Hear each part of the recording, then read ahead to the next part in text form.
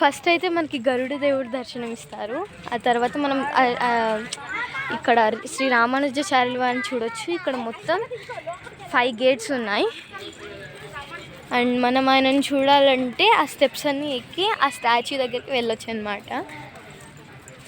Before వీడియోలో మీకు చెప్పాను, ఫస్ట్ వీడియోలో ఇది మొత్తం 120 kgs 108 పుణ్యక్షేత్రాలు ఉంటుంది.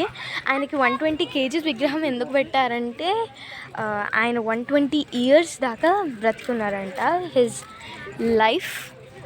సో అందుకని 120 kgs గోల్డ్తో కట్టారు దాన్ని.